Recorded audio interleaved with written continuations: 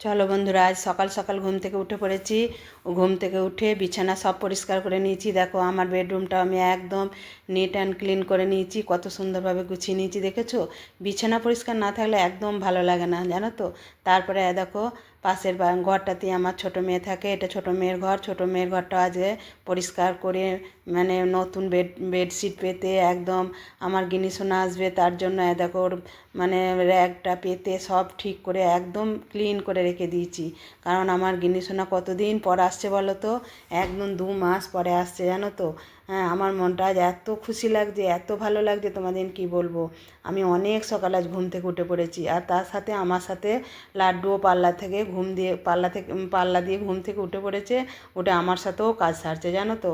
আমি যেখানে যাচ্ছি ও সেখানে যাচ্ছে, আমি যা করছি ও তাই করছে। তবে এখনও জানো তো একটু মানে পুরো সূর্য ওঠে নাই, মানে রোদ ওঠে নাই। আমি দেখো মানে লাইট জেলে জেলেই কাজ করছি, দেখে নাও দেখো টিউ জ্বলছে। কারণ জানলাগুলো একদম খুলতে পারি নাই, প্রচণ্ড ঠান্ডা, প্রচণ্ড ঠান্ডা। শুধু এই পূব দিকের জানলাটা আমার হাজব্যান্ড খুলে দিয়ে চলে গেছে, ও তো মর্নিং ওয়াক করতে চলে গেছে। ওই জন্য এই জানলাটাও খুলে রেখে দিয়ে গেছে, যে যদি অন্ধকারে এসে কোথাও হোঁচট খাই। দেখো দেখলে বাইরের মানে দৃশ্যটা দেখি তোমরা বুঝতে পারছো যে কীরকম কুয়াশাচ্ছন্ন, এখনও সূর্য ওঠে নাই। চলো তাহলে কাজগুলো আস্তে আস্তে সেরে নিই। আর দেখো থাকতে থাকতেই রোদ উঠে গেল, দেখলে তো। সব জানলা খুলে দিয়েছি, মানে বেশিক্ষণ সময়ই লাগে না এই রোদটা উঠতে। দিয়ে তারপরে দেখো আমি চা করে নিয়েছি, ব্রাশ করে চা করে নিয়েছি। আর এই যে বিস্কুটটা যেটা ভিজানো রয়েছে ওটা লাড্ডুর জন্য ভিজিয়ে রেখে দিই, জানো তো। ও প্রতিদিন সকালে 3টে করে বিস্কুট খায়, এই চিনি ছাড়া লিকার চা।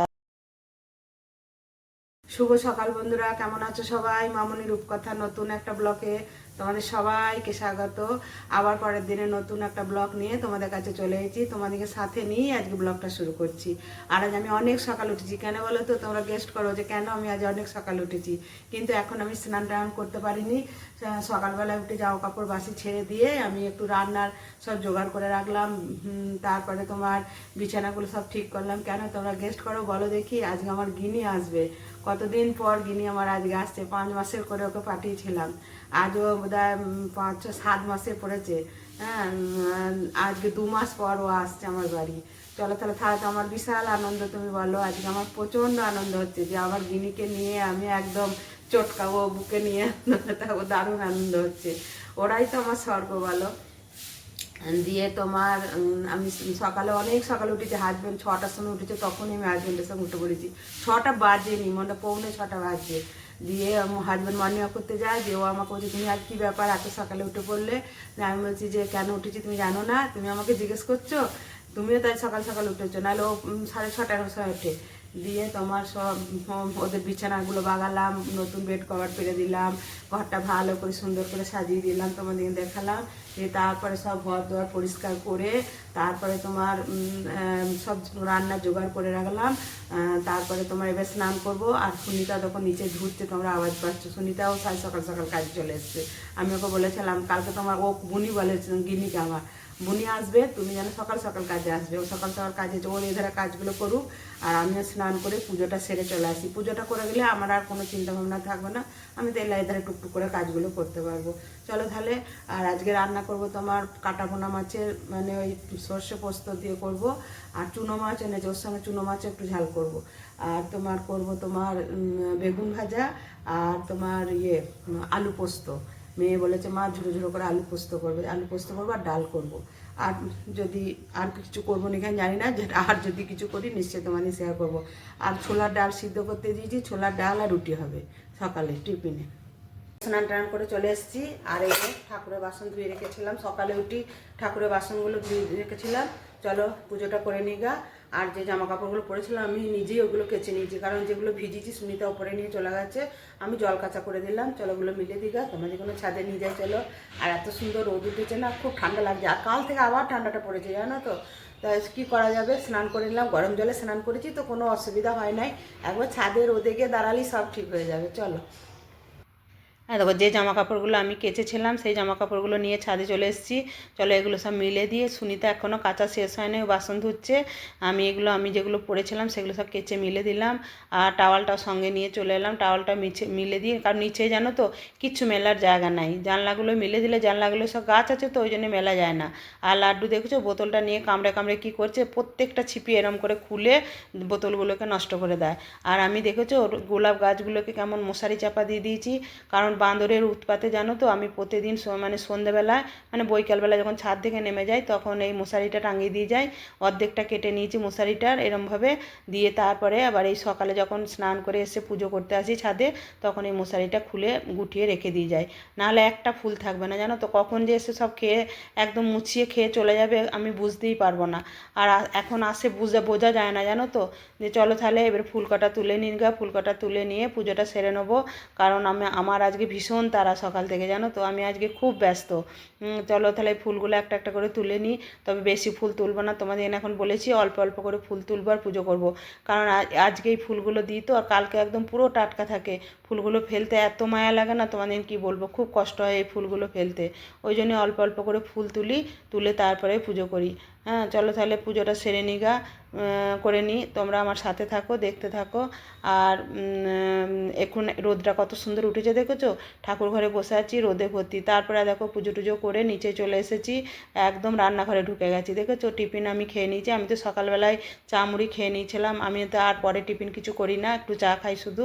আর হাজবেন্ডও টিফিন করা হয়ে গেছে, বড় মেয়েরও টিফিন করা হয়ে গেছে, সবারই টিফিন করা হয়ে গেছে। এবার আমি দেখো মাছকে তোমাদের রান্না হয়তো সবটা দেখাতে পারবো না। এই মাছগুলো আমি সর্ষে পোস্ত দিয়ে ঝাল করব, আর তোমার পোস্ত করব, আর তোমার সেই বেতো শাক তোমরা নিশ্চয়ই চেনো, বেতো শাক, বেগুন তারপরে কুমড়ো এইসব দিয়ে একটা চচ্চড়ি বানাবো, আর বেগুন ভাজবো, এইসব ইচ্ছা আছে। আর তোমার চুনো মাছ যেটা এনেছে ওইটা টক করে এলাম, এসে চা খেলাম। আমার তো চাটা না খেলে কোনো কাজে তোমাদের বলেছি এনার্জি আসে না।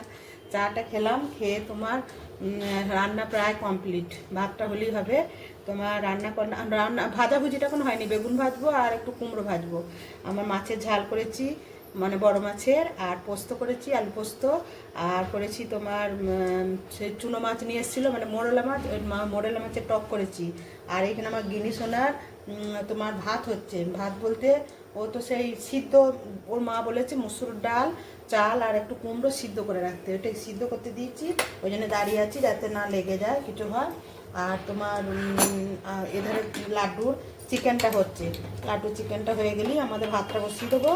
আর তোমার একটু বেগুনটা কুমড়োটা খাবার মানে একটু পরে ভাজবো।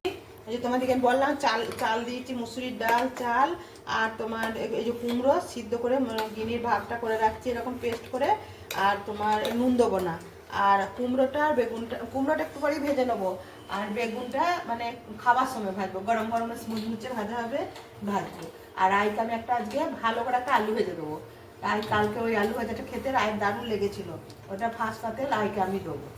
ঠিক আছে, এই দেখো আমার গিনি সোনারা চলে এসেছে, ওই যে ওদের গাড়ি ঢুকছে দেখেছো।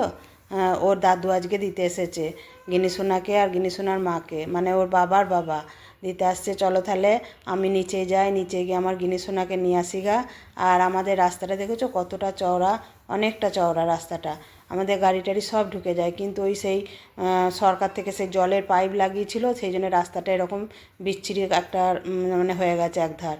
আর জলের পাইপটা লাগানোর পর ওরা কোনো কিছু রিপেয়ারিং করে দেয় নাই, আর রিপেয়ারিং করে দেয় নাই বলেই দেখেছো কীরকম রাস্তাটা একরো খেকরো হয়ে আছে। চলো তাহলে আমি নিচে যাই, আমার তো ভীষণ আনন্দ হয়েছে, খুব এক্সাইটেড লাগছে। আমার বড় মেয়ে বলছে মা তুমিই যাও, নিচে গিয়ে তুমি নিয়ে এসো গা গিনিকে।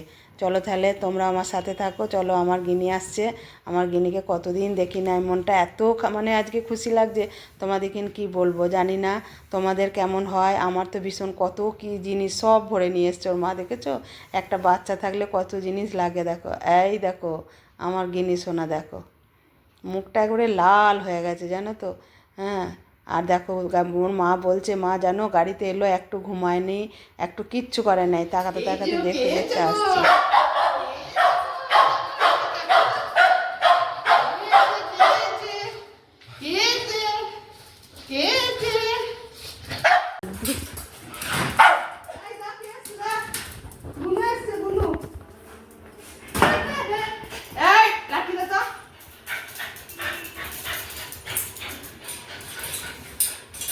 আর দেখো বন্ধুরা, আমার এখনো রং কমপ্লিট হয় নাই। এবার হলুদ রং করেছি, জানো তো, গ্রিলগুলোকে সব। আগের বেলা সব লাল করেছিলাম, এবারে গ্রিলগুলোতে সব হলুদ রং করেছি।